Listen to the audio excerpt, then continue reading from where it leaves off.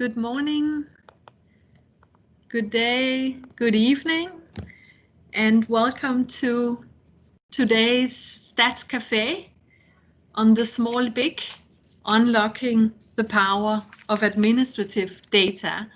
And thank you to all of you who've tuned in for today's session. The cafe today will discuss what is really a much talked about topic: the use of administrative data for official statistics. Most agree that this particular source of data is highly underutilized and that there is a great unused potential for making use of administrative data to increase the granularity of official statistics, to lower the cost of data collection, etc., etc. On the other hand, most people who are trying to make use of administrative data realize the enormous challenges that are involved. And of course, the basis for those challenges is that administrative data are generated for administrative purposes, not for statistical purposes.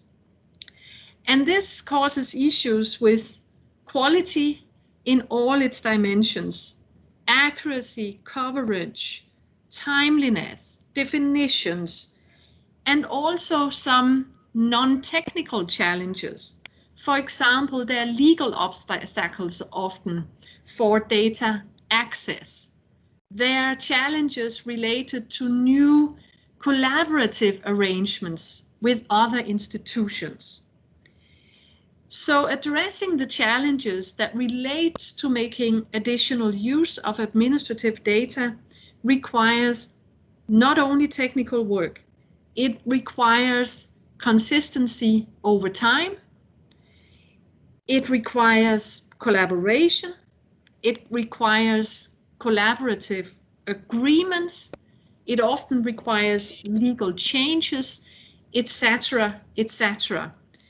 It is such that for several statistical offices that have tried to get into the game of administrative data, before they know of it, they are tasked with cleaning up the data in all the ministries they are trying to work with and make use of the administrative data. So there is, of course, also a need to agree on who really has the responsibility for what. When does administrative data become part of an official statistics production so that responsibility is handed over from a government agency to a national statistical office or the statistical unit within that particular government agencies? So challenges are abound, they are multifaceted. And it is a pleasure for me to say that we will hear 3 examples today on how at least some of these challenges have been successfully addressed. We will hear examples from Bhutan, where they've been using trade data for export-import price indices. We will hear from Cambodia, where they have used several types of administrative data for developing new benchmarks for their GDP estimates. We will hear from Myanmar, where they are using business registration data for establishing a statistical business register. And this is a good point in time for me to then introduce the speakers of today. We will hear from Dr. U San Myint from Myanmar. San Myint is the Director General of the Central Statistical Organization in Myanmar. U San Myint has 35 years of experience with the statistical services of the government of Myanmar. San Myint has participated in several enterprise surveys, household surveys. He's the national coordinator of the ICP program. He's also the national coordinator of the Central Committee for Data Accuracy and Quality of Statistics. And among that, he has several other responsibilities in the government. It is a particular pleasure to welcome you today, Usan Mian, because I understand this may be our last chance to benefit from your inputs in your current capacity. I understand you are moving on very shortly, as I understand it, to the National Archives in Myanmar. So a warm welcome to you, and thank you so much for giving us your time today. I move on to our speaker from Cambodia. This is Mr. Tuvayan, who is the Deputy Director General from the National Institute of Statistics in the Ministry of Planning of Cambodia. Tuvayan has several years of experience on various aspects of economic statistics, including national accounts. He's also an experienced household survey sampling designer. He's also a career as a teacher in basically any field one can imagine that relates to economics and economic statistics. And he also just added a note that his interest lies primarily in technical rather than administrative issues of making a national statistical office function. I'll move on to our speaker from Bhutan. A warm welcome to Mr. Penjor Gilson from the National Statistics Bureau of Bhutan. And I should maybe say welcome back, Penjor, because we've benefited from your inputs early in an earlier cafe as well. So a warm welcome to you. Penjor is the Deputy Chief Statistical Officer, and among the things he's involved in and has been involved in includes PPIs, CPIs, ICP, XMPI, and several other acronyms. And for those of you in the know, you can say that we definitely have a very experienced price statistics expert among our speakers today. And last but not least, our fourth speaker is Ms. Vibeke Nielsen, who is an interregional advisor on statistical training and capacity building at the United Nations Statistics Division in New York, and she's been in that position for around 2 years.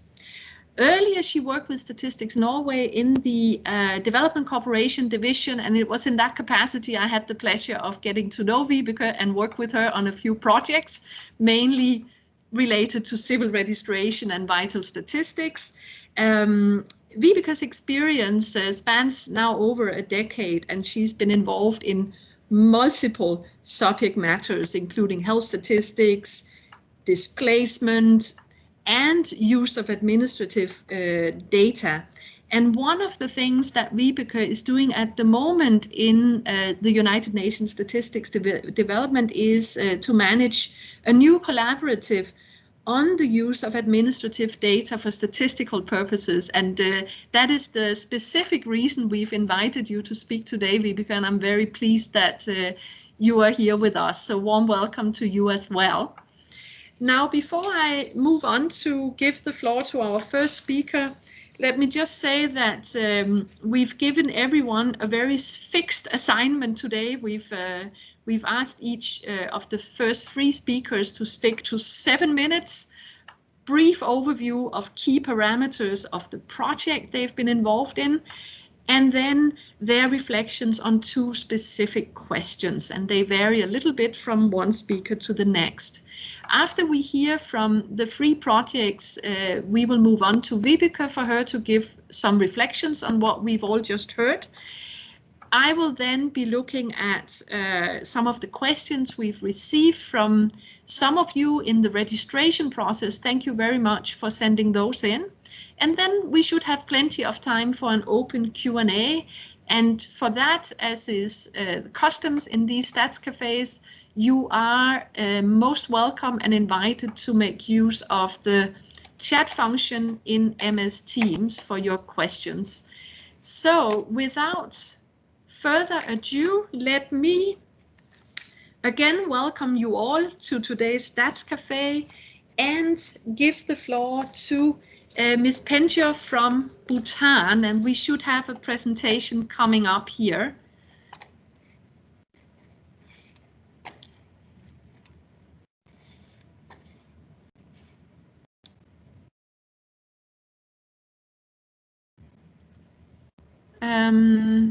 Pencha, we are not seeing your screen.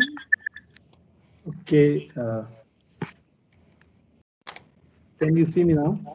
Yes, we can see you now, Pencha. And I understand we should have a presentation that should be shown from our end. Just be patient for a second or two. Oh, okay. Here it comes.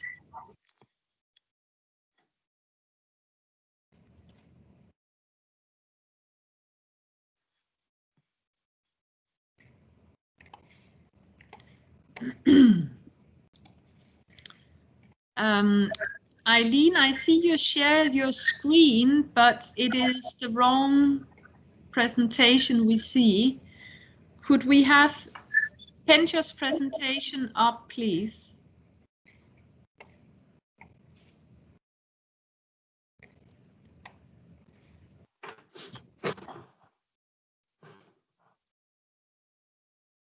Okay, yeah. Yes, here we are.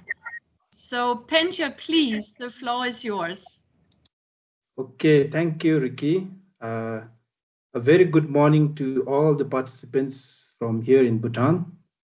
I would also like to thank the UN ESCAP for giving us the opportunity to share our experiences in some of the projects that we have undertaken in collaboration with the UN ESCAPs.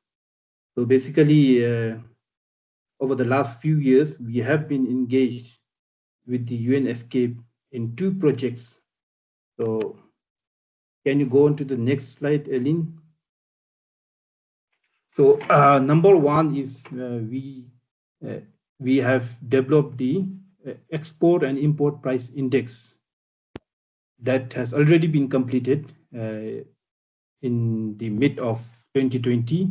And the other one is the BSIC, the Bhutan Standard Industrial Classification, which is a work in progress right now. And we are almost towards the end of the customization of this standard classification. So the main objective of these 2 activities, the overall objective of having these 2 activities through the regional program on economic statistics is to strengthen the economic statistics in the country through the production of new statistics, as well as harmonization of standards in the country.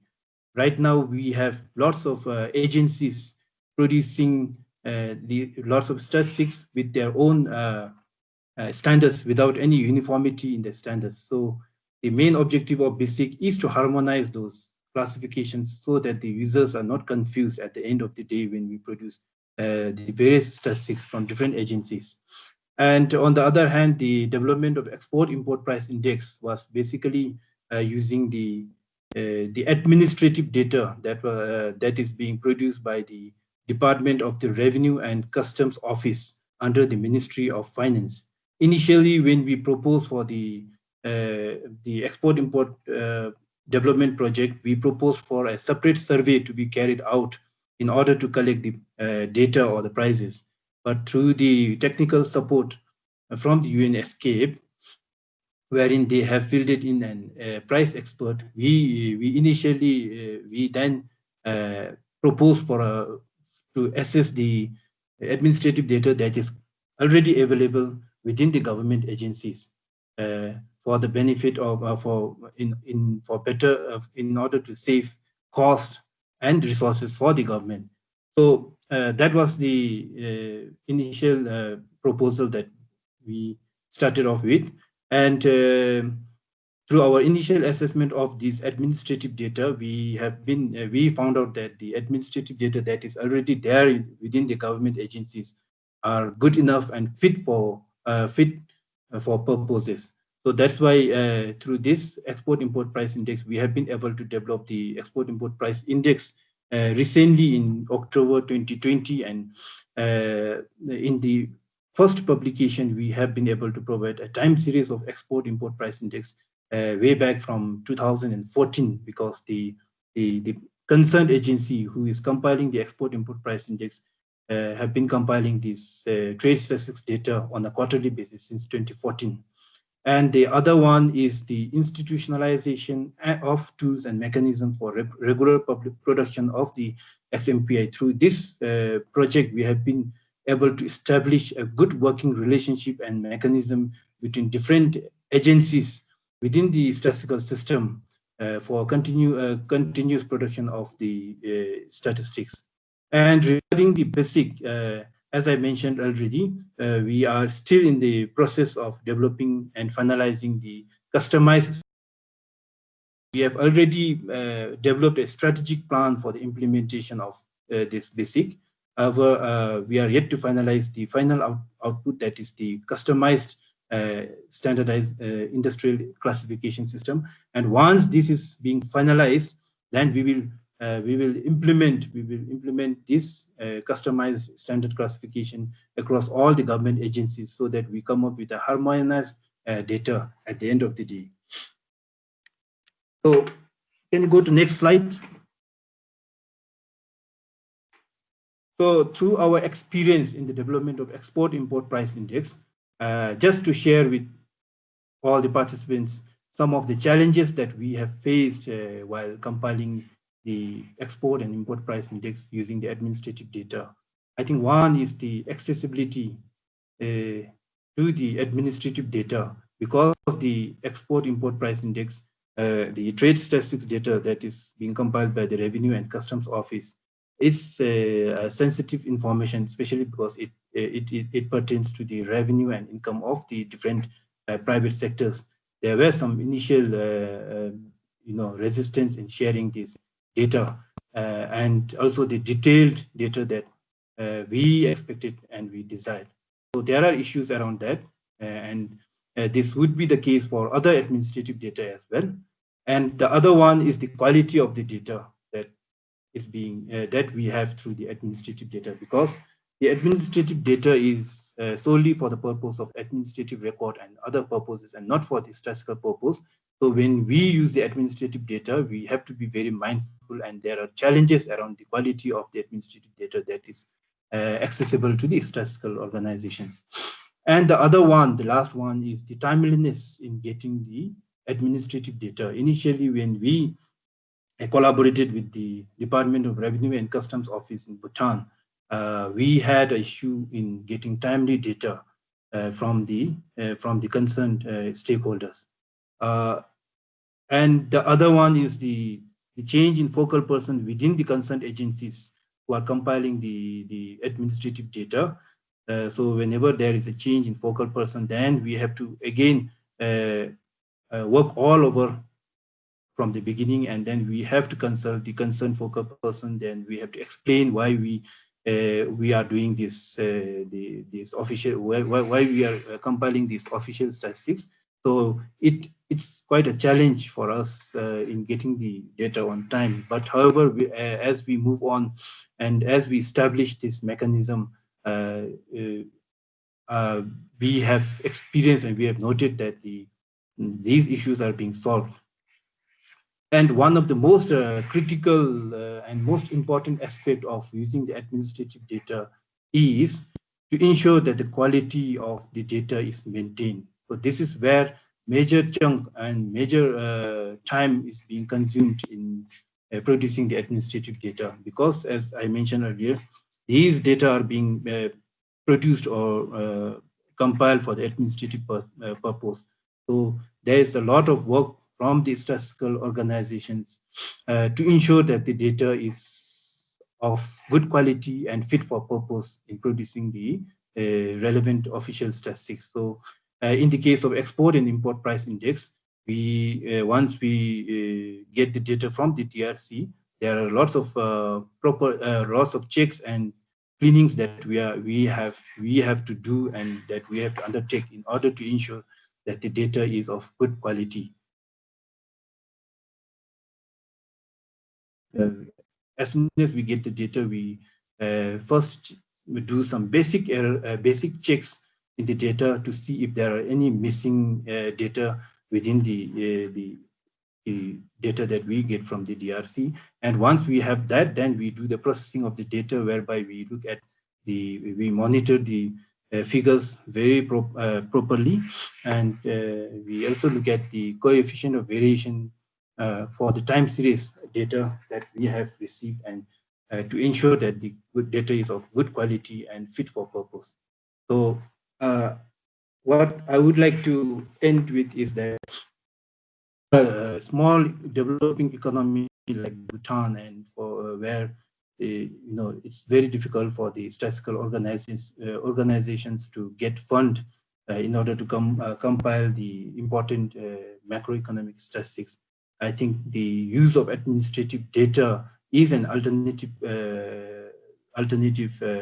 way of compiling the official statistics without incurring much cost in terms of financial as well as human resources. And this is one of the key takeaways that we have from this project that's being initiated through the regional program on economic statistics. So with this, I would like to end my presentation, and thank you all.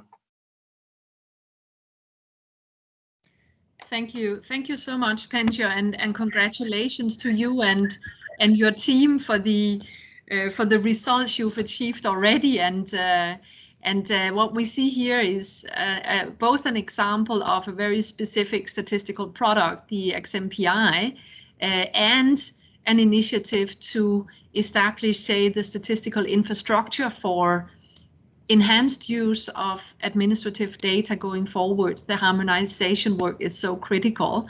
I also made note of the many references you had.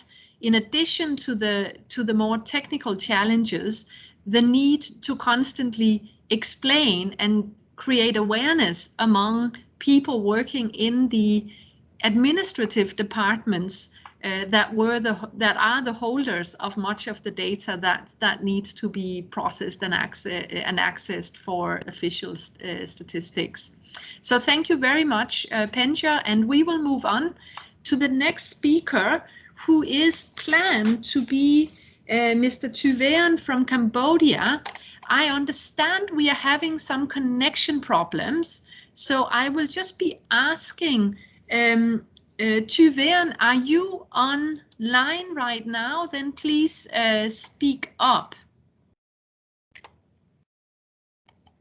Yeah, good afternoon, Ricky. Yeah, I'm online now. Yeah. Oh, wonderful, wonderful. Yeah. I was just getting nervous there. Well, welcome to you too. And thank you so much for being with us. I have duly introduced you to the audience before you managed to connect. So I will not repeat that, but simply give you the floor to present the experiences and work that has happened in Cambodia. And I will just ask again for my colleagues, Eileen and Paul, to get the PowerPoint presentation back up. Yeah, okay. Thank you, Ricky. Yeah. Yes. Okay. Yeah, we are just going to just have patience for two seconds to then we'll be there. Yeah, they have problem in internet connection. Sorry. Yeah. Well, yes, but I'm just so happy that we managed to get both you on, both with face and audio, and now we seem to have a bit of a connection problem here at ESCAP as well, with sharing people's screen. Eileen, we are not seeing your screen. Ricky, I'm having problem also because I'm using my laptop. Wait. Okay.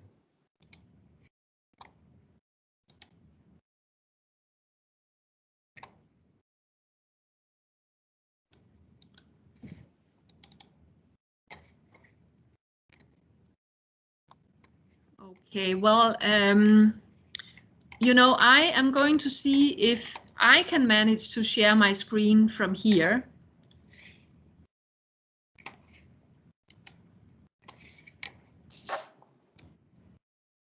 Okay. Can you see this? Yeah, can.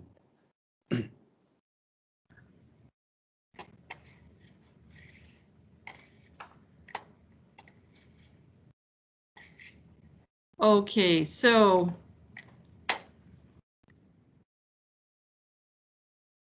Can I try to share? But no.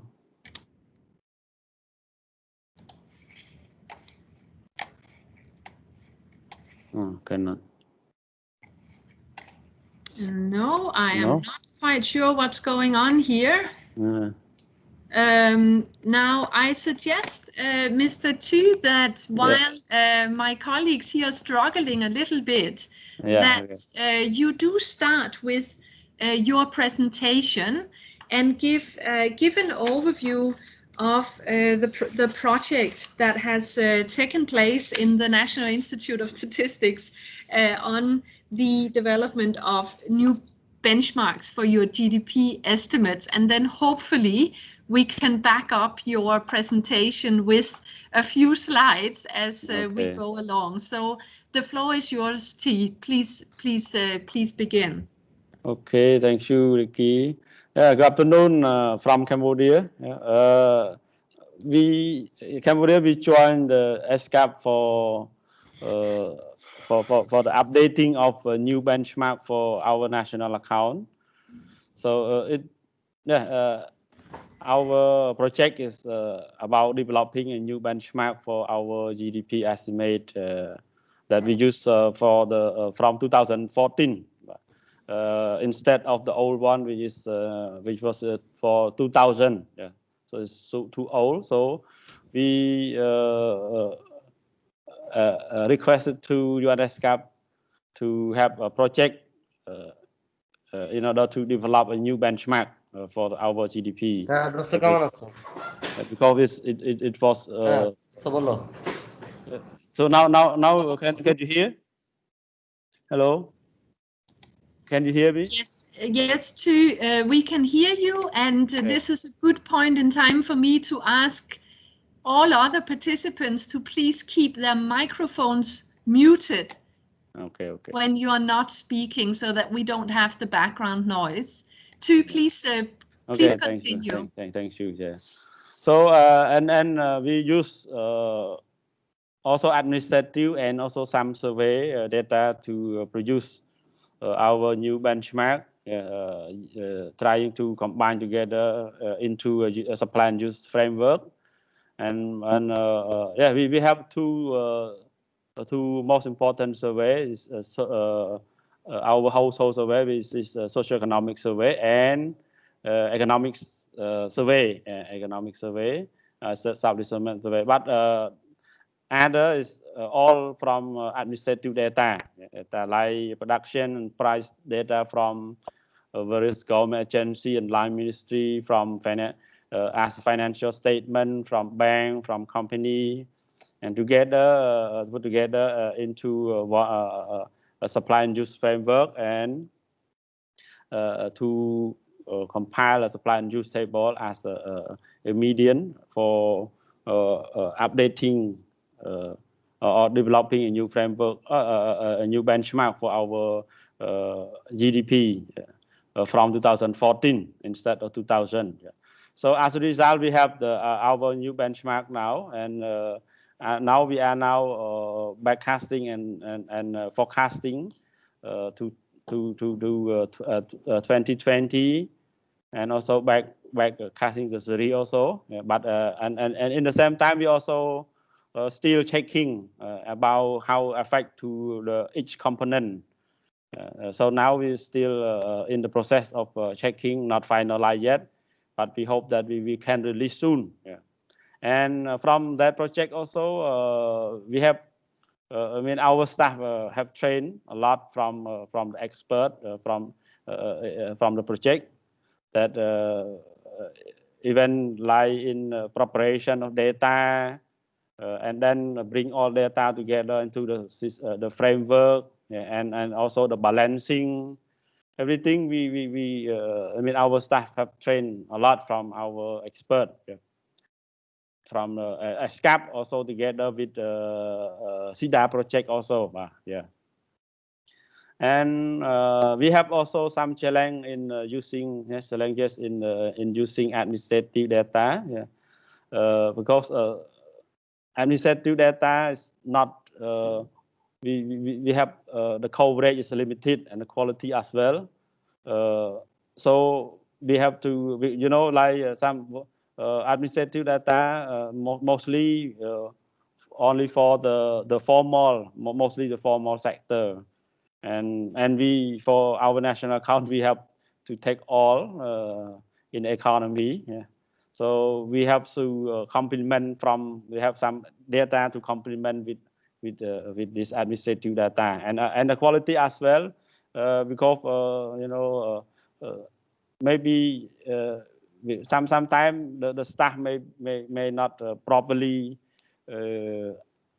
record all data. They may be due to their negligence, or maybe because of their knowledge. So we have to check, and also we have to validate it with other information. We have to find as much as possible to complement our administrative data, and also the accessibility also will limit it also.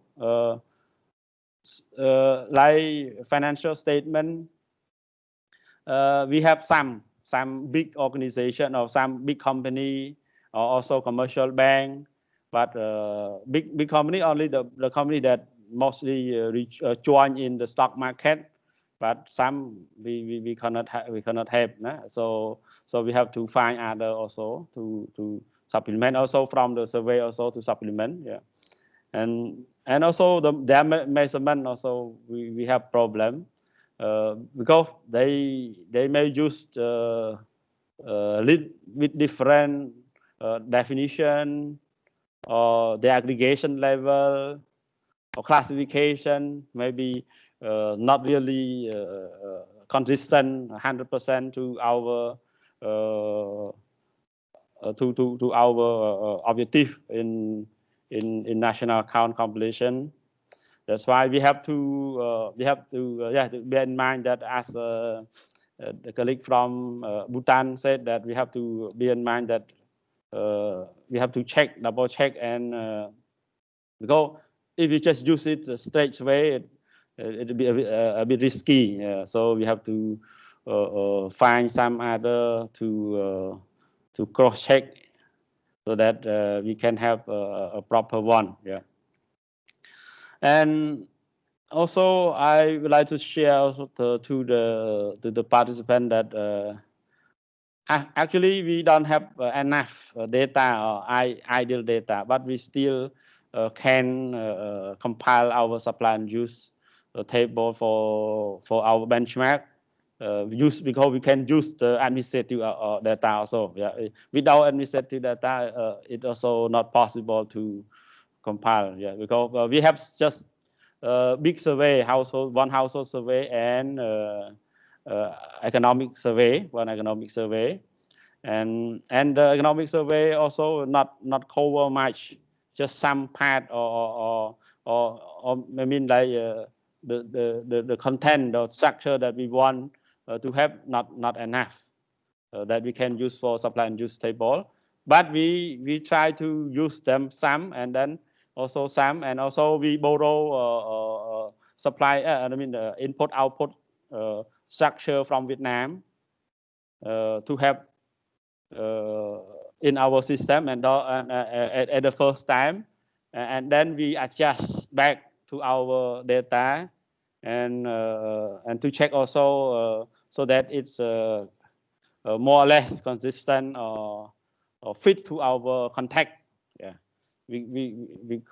And because Vietnam and Cambodia not really very much different, so we can take the structure, and then produce it to our supply and use framework with respect to the input output coefficient. Yeah. So and one more thing I also want to share also, that this time in developing this new benchmark, we also have the support also from SIDA project, and also the ESCAP, but we still manage to have both two organizations working together, helping each other. Yeah. Complement each other. Yeah. one from expert from ESCAP do this, and the expert from SIDA do that, and then they monitor us, and we are the staff here follow the instruction from all the expert. Yeah, and yeah, we help each other. Finally, we come up with our U benchmark that we will use for the recasting or backcasting our series, yeah, to to our using the 2014 soon, but now not yet. We're still in the process of verifying, checking. Yeah.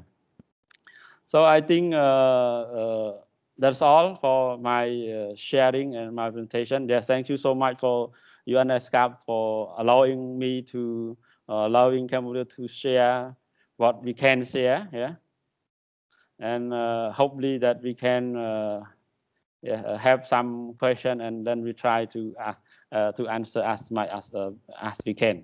Thank you. Yeah. Okay, wonderful, T. And we just finally here managed to get your slides up just as you were finalizing. Finish already. Yeah. Yeah, my apology for that. But you were very clear also without necessarily having the bullet points on the screen. So thank you so much for sharing your experience. Yeah. And as you mentioned, indeed, it's been quite a long journey, and I do hope that we will see the final results also being published soon. It has had quite some impact on the estimates, what has happened. So that is something I look forward to. You did mention, in addition to the reflection specifically on these two questions, you did mention also the collaboration and the coordination work at NIS. To manage your various international development partners, and I think that is also a lesson, and in particular to those of us on the call who are involved in supporting that, having a good overview of the landscape on who is working with a statistical office is something that often can help smooth things out and make sure that the various experts involved, in addition to the staff from NIS, that they really complement each other. And I think this is a very good example of that. You have all had the chance also of getting to know Tim Jones, who was the ESCAP expert on this.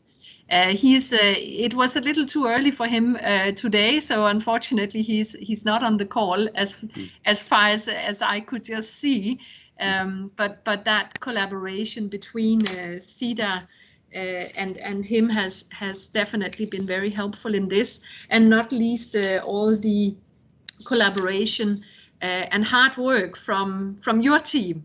So thank you so much too for sharing your reflections. We will move on to Myanmar before we go to the question and answer session. So thank you for now. Okay, thank you. Yeah, we will wait. Yeah, please stay on the call. We will move on now to Myanmar and U San Myint to present to us the work in Myanmar on the use of business registration for establishing a statistical business register. U San Myint, you have the floor, please. Can you hear me? Yes, we can hear you clearly. Please go ahead, U San Myint. Yeah. Thanks for your escape. Provide a chance to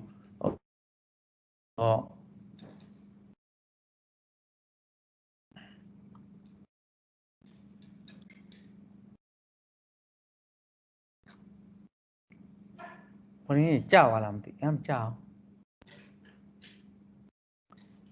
you hear me? Okay. Yes, we can hear you clearly, please. Please, Myanmar have a decentralized system. Such a system needs to be well organized with close cooperation between the data producer and data user. CSO and Line Ministry used to conduct regular established survey, which represented only a small area of Myanmar. The object of the Stats Business Register is to provide comprehensive economic statistics on the private sector. The project aimed to provide national stats service of Myanmar to manage one national established survey frame and conduct regular economic survey efficiently. The time frame for the project is 2 years and additional 6 month extension. CSO has implemented the project with the technical assistance from the UNDP, ESCAP. Myanmar have different registration system, different licensing system from various government agencies and line ministry. If Myanmar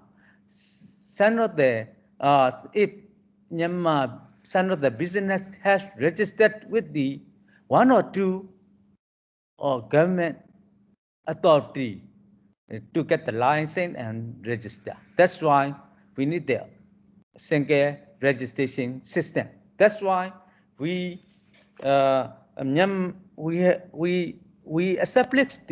need to establish single Myanmar sales business register. That's why we hope business statistics come from the range of the data. Economic census Myanmar up to now, economic census is not able to conduct in Myanmar, although business survey had been conducted during recent year. All of these surveys struggle with the issue of the representative due to Myanmar less of the comprehensive list of the business. That's why one of the problems of the is data quality issue, and that's why we need to establish the SBR. That's why in CSO we have to decide to found the SBR team in 2018. UNSCAP also provided training on the SBR concept, strategy based on SDR strategic, and work closely with our SDR team. At present, my SBR team has been going with the support of the CSO regional office, municipality, and the other line ministry. Stats business has improved year and year, but we need to develop. That's why we are trying to get the one single database for conducting the economic survey in Myanmar. There are a lot of next slide, please.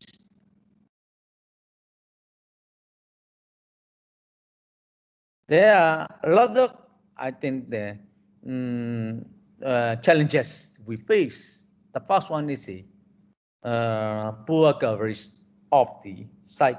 Very well. More than half of the record have no value for any siting. Very well. The most common is licensing for place, which is least accuracy for measuring the business site. The second one is the undercoverage of the rural area. That's why the study need to be undertaken to identify the size of the security of the undercoverage. The third one is the main challenge of the quality of data need in-depth conceptual understanding about the sales business register with the data provider. That's why we need to well-organized cooperation with the data collection agency to deliver the quality and cohesion data with effective coverage. That's why we need the strong cooperation with the data provider to improve the data quality. The last one is we need the requirement of the standards process and data expertise. That's why we are trying to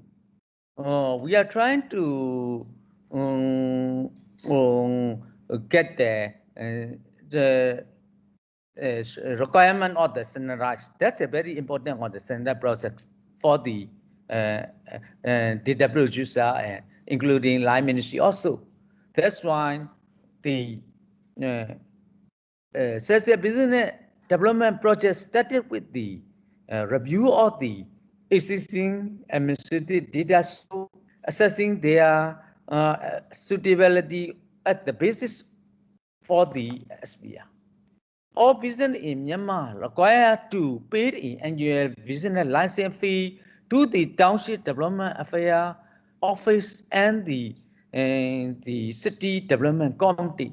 Most of the business register with the other source also.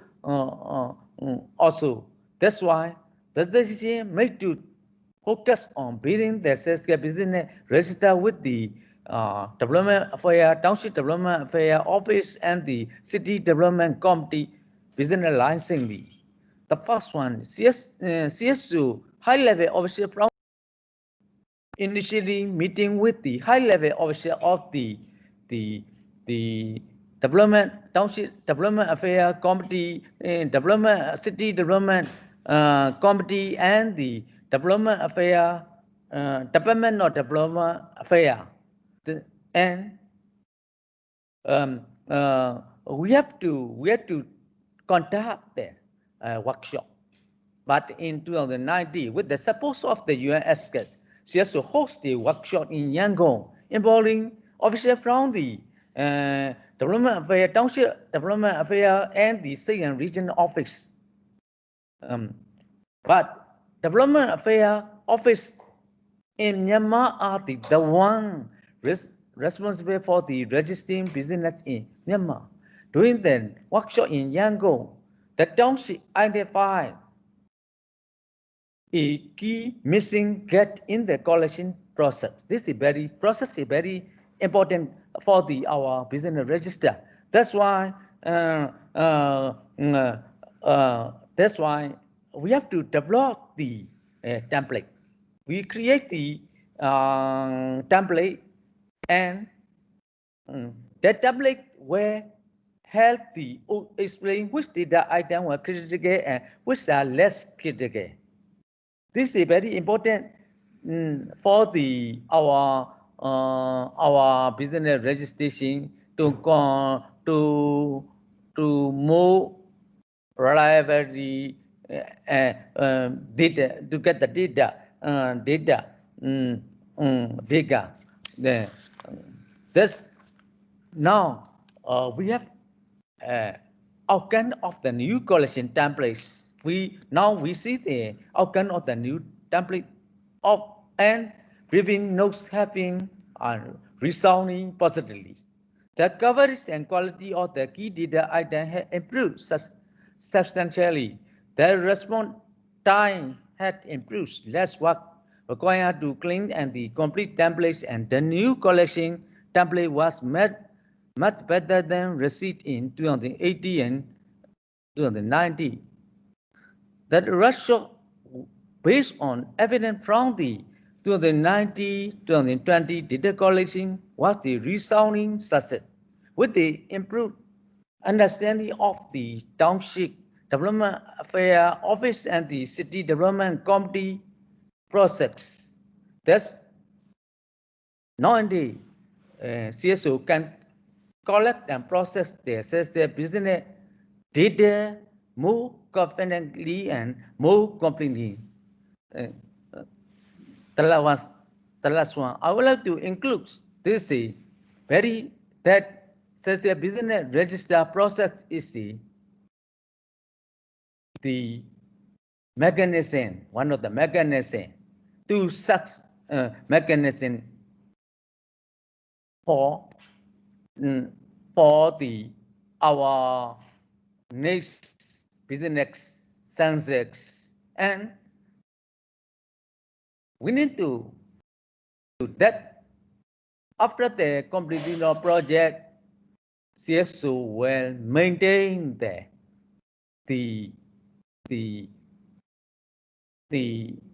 says their business register to the to update there regularly. Thanks for your participation.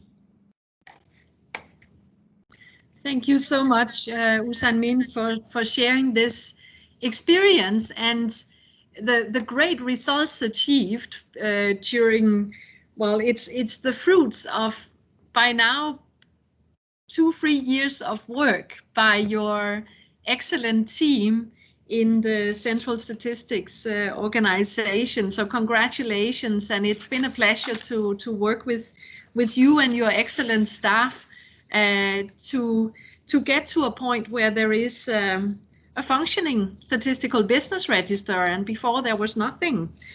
So this is a great achievement, and I'll just mention the several mentionings you made of the process, the importance of regularity, agreements, everyone knows what they're supposed to do, and transparency, so that everyone knows exactly what is the intention and what are their requested and expected inputs along the way. So again, the communication with the data holders is absolutely central to making something like this work. So Usan Min, thank you so much.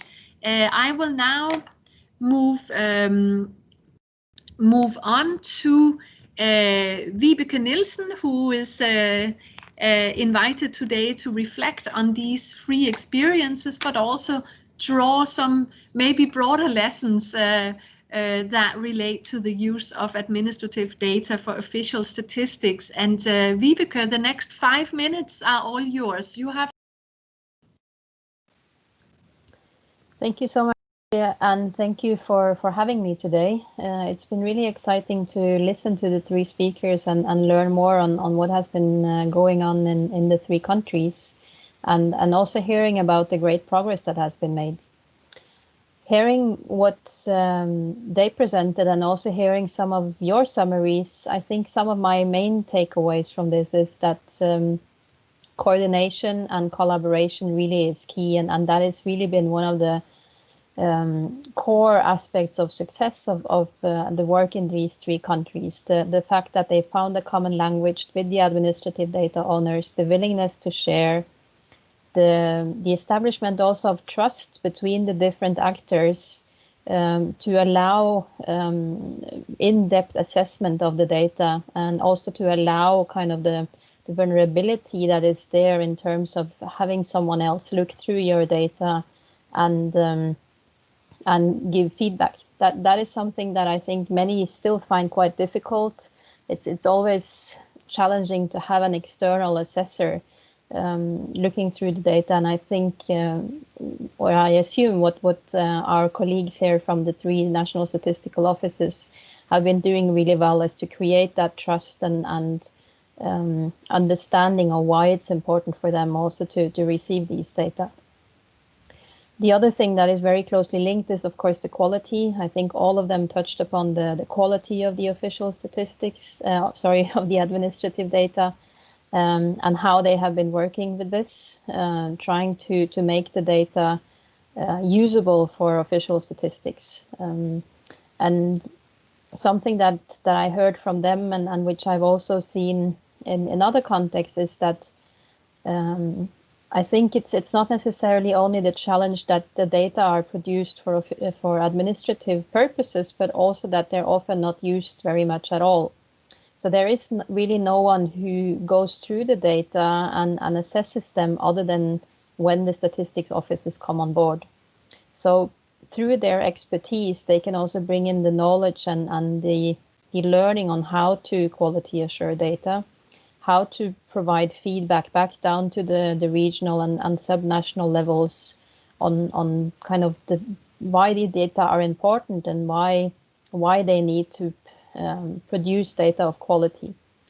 So yeah, I think these are really great examples, and I understand they're already quite concrete results, which is great to hear.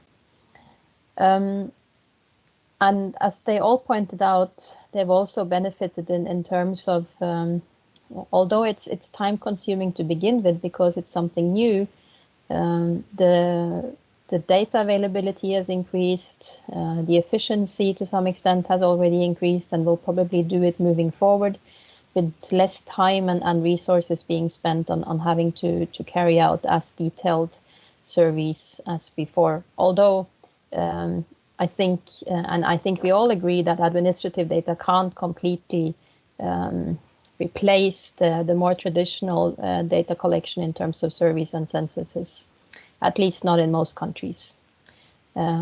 Ricky and myself, coming from the Nordic countries, we are in a situation where we are almost using only administrative statistical offices, but there's still surveys that need to be carried out because administrative data can't really respond to everything. Ricky also mentioned at the beginning that I have in the last months been coordinating a new initiative that we call the Collaborative on Administrative Data, and I also wanted to briefly touch upon that.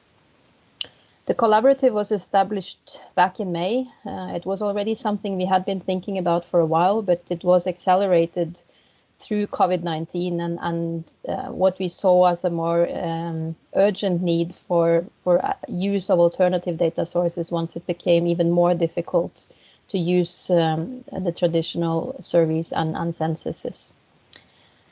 We didn't want to overlap with what has already been done in many of the more thematic areas like business registers, civil registration, vital statistics.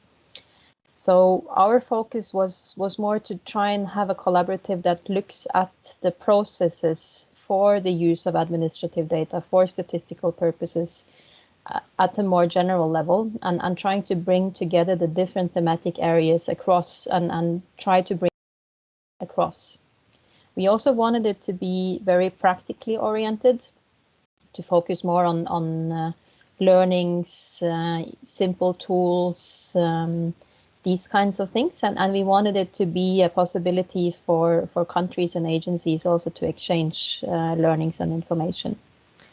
So Myanmar and Bhutan are both members, which we are very happy about. We are looking forward to learning more also from their experiences in the context of the collaborative. And something that I also wanted to mention at a more general level is one of the first outputs that we are expecting from the collaborative, and that is the development and establishment of an inventory of resources that we will put on the webpage of the collaborative in a few months from now. We've hired a couple of consultants who will help us with that. And the inventory will hopefully bring together as many resources as possible on administrative data or use of administrative data for statistical purposes. And a key aspect of that is also that we want to bring case studies from countries. So I think the three examples we heard today are excellent case studies that we also could add to this inventory, and we're collecting many more. So I hope this will be a very practical level practical level tool that many can use. And if there are any questions related to the collaborative also later on, please don't hesitate to contact me. I'll put the link to the collaborative in the chat. And then one thing that I also wanted to mention in the context of more business-related registers is that I know that there are also some tools available in this context. I believe Myanmar has been working with the Asian Development Bank and their tool for statistical business registers. There's also a tool that has been developed by Statistics Norway, which they are currently implementing in Kyrgyzstan. They are following the UNSC guidelines. It's still work in progress, but it's also something to potentially look into. And that brings me maybe to my last point, that and something that was also mentioned by some of our speakers, that it's always important to keep the statistical business registers separate from the administrative ones, because we are using the data for a different purpose. We might have to delete items, we might have to add elements, especially if we link in other data sources, etc. So having a statistical business register is really key for our statistical purposes. So with that, I think I'll stop here, and thank you very much again for having me. Yeah, thank you so much, Vibeke, for those reflections, and thank you also for introducing the new collective operating on administrative data. I believe that this is something many of us can benefit from, and just want to add that. For the case studies that you are working on at the moment, it is such that all 3 countries we are hearing from today have actually documented their experiences. We have a study almost being published by Cambodia on the process on the new benchmark figures. We have an already published study by Bhutan on their export-import price indices, and an already published study from Myanmar on the statistical business register. So hopefully these can be of use also for other countries. I want to thank also our other 3 speakers today, because they've all been involved in these documentation processes, which are, as we all know, not easy. It takes a lot of time. Documentation of process is there are good reasons that we don't have so many of them, because it's something that takes a lot of time and may not be the most exciting task in the world, but it is worth the effort, and hopefully many others will benefit from these studies. And I'll just ask my colleague Paul to put the link to these replication studies in the meeting chat so everyone can have a look. Vibeke, you also mentioned one other thing at the very beginning of your remarks, which I just want to repeat because I find it's a very important point. And that is that one of the reasons administrative data have quality issues is that often they are not used at all. I think that's an important point. And just deducing from there is also that the more data is used, the better their quality actually gets. So starting to investigate data can initiate a virtuous cycle. Then data are of better quality. That means more people are going to use them, which means that there's more interest in even improving them further, etc.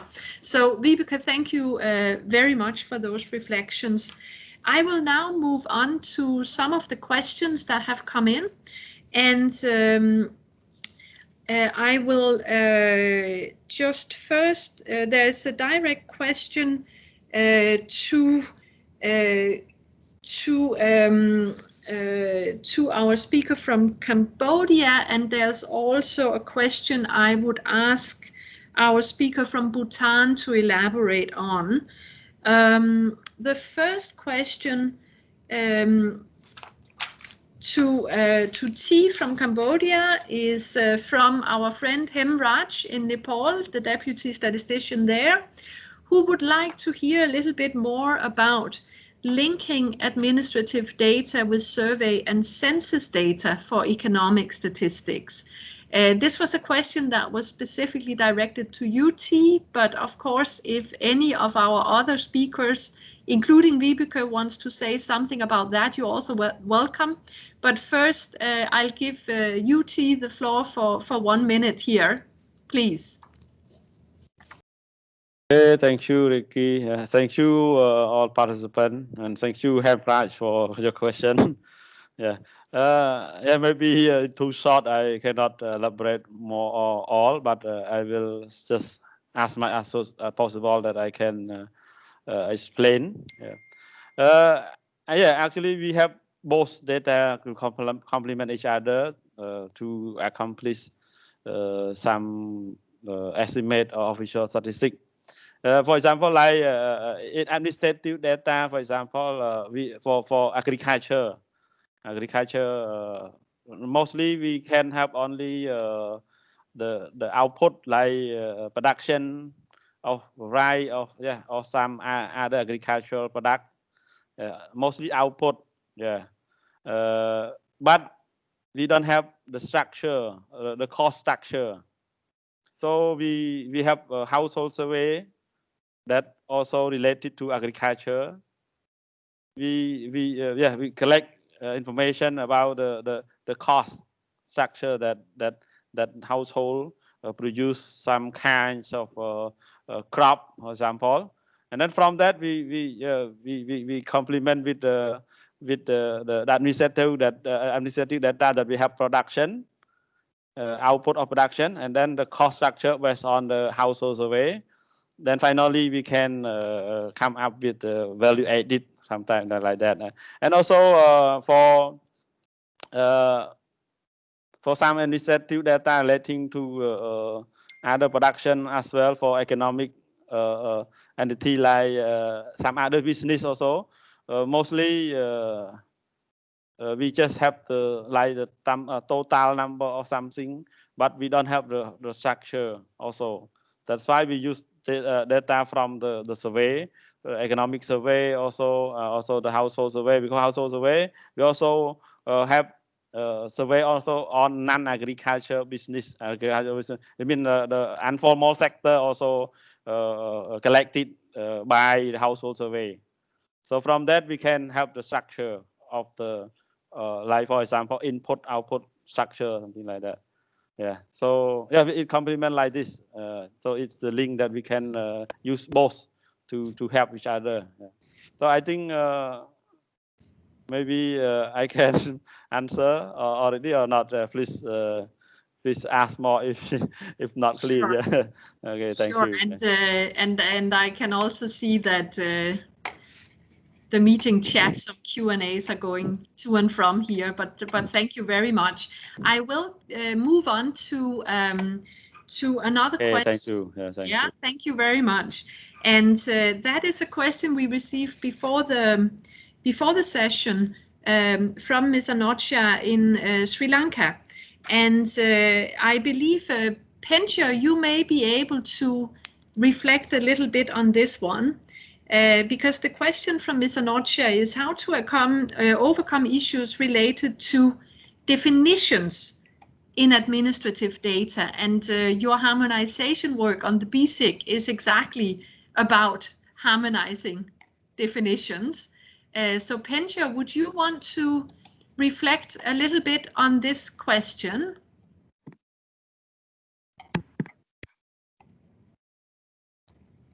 Okay, thank you, Ricky, and thank you for the question.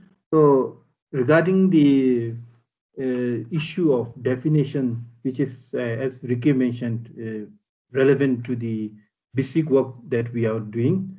So while undertaking the basic activity, we have noticed that in the case of Bhutan, there are many agencies who are using either using their own definition of industrial classification, or some of the agencies, they have adopted the customized classification of other countries.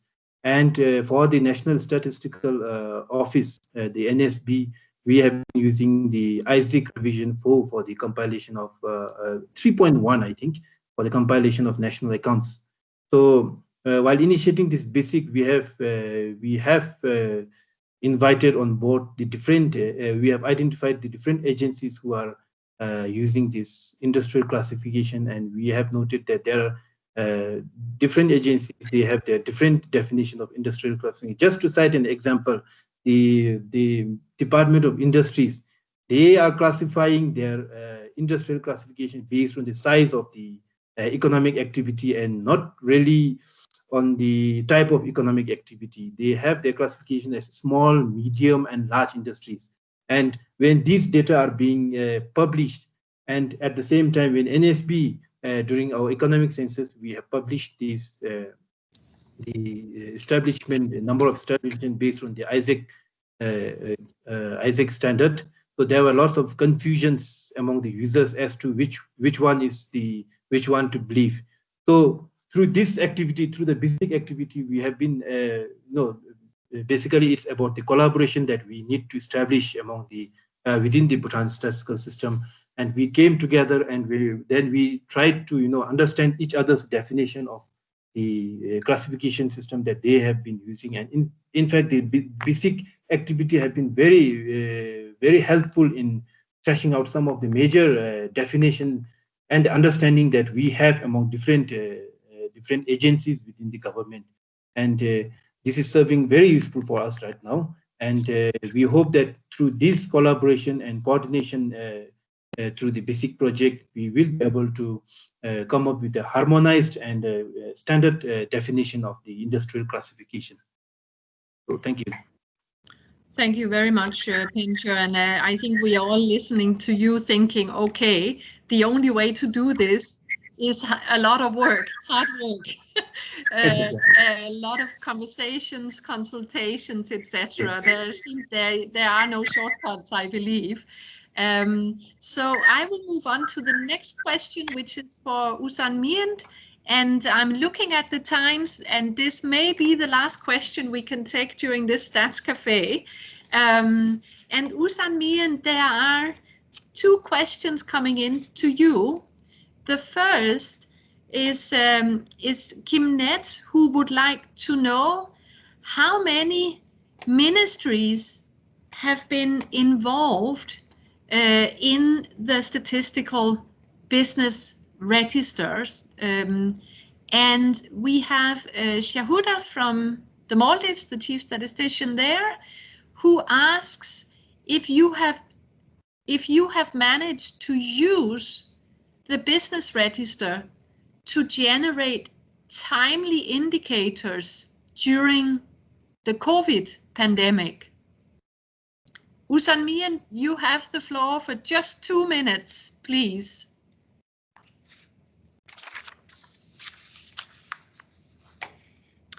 Usan Miend, you are on mute. We cannot hear you. Can you hear me? Yes, we can hear you, please. Yes, I already mentioned in presentation, Myanmar have a decentralized system, but that's why,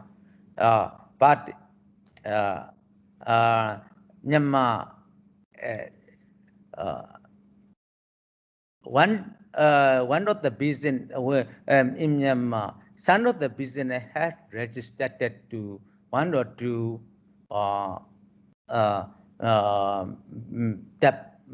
department. But for example, most of the business registered in the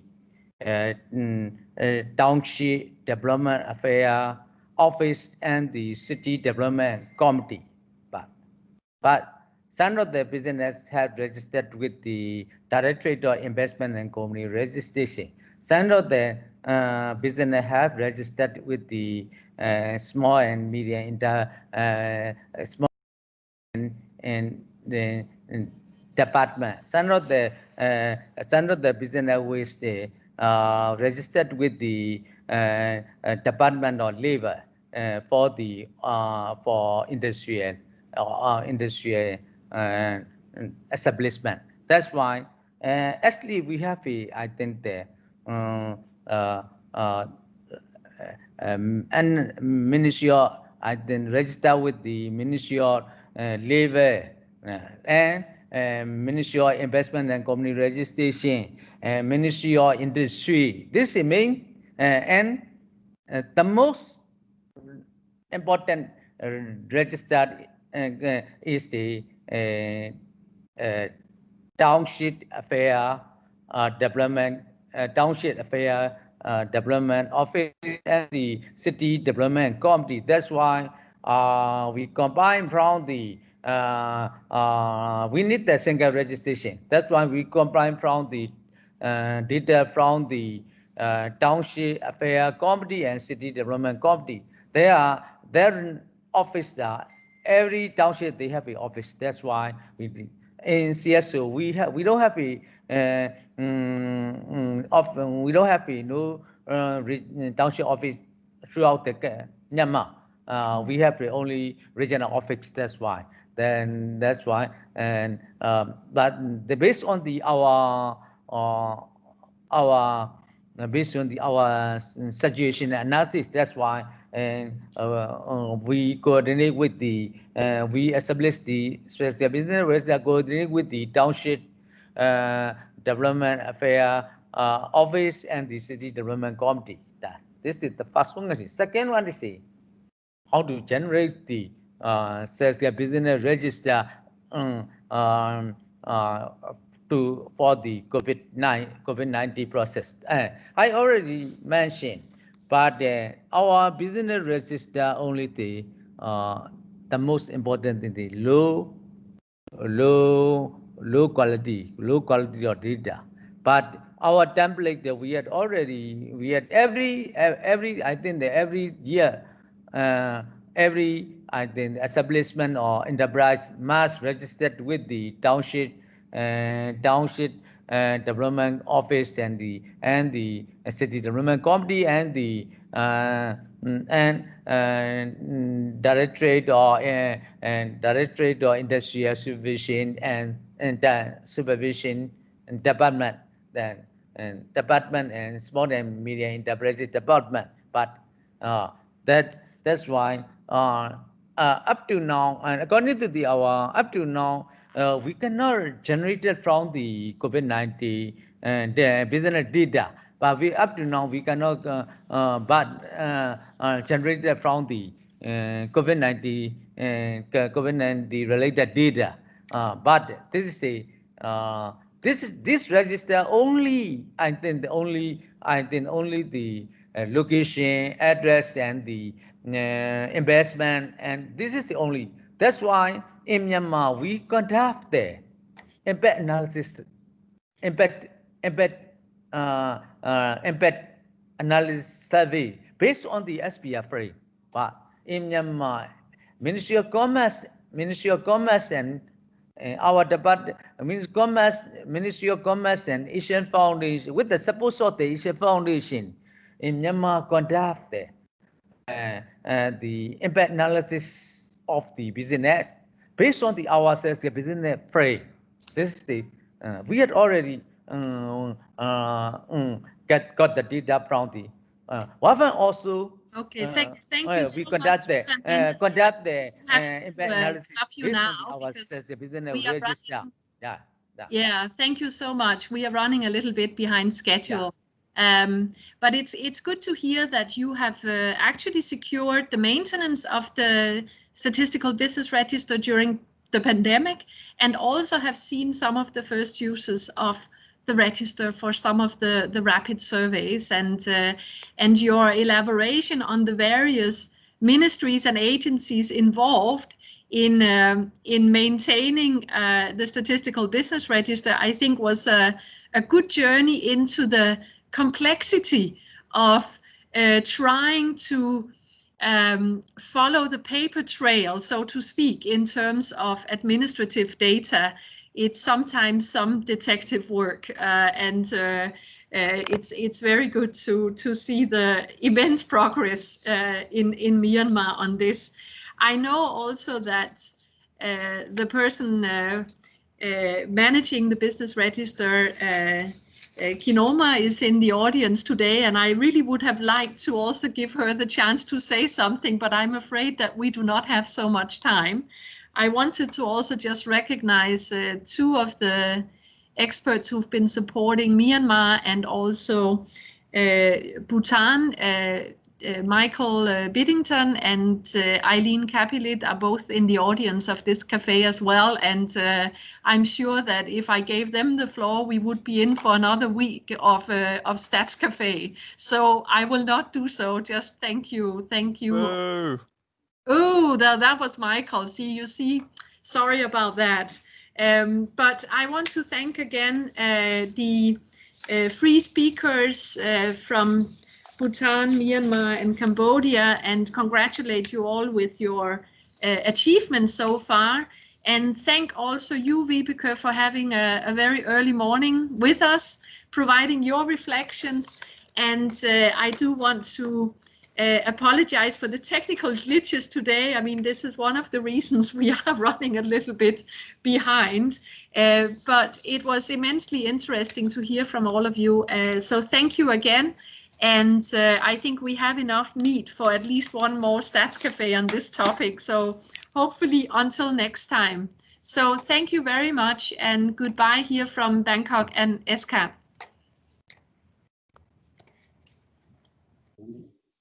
Thank you, everyone.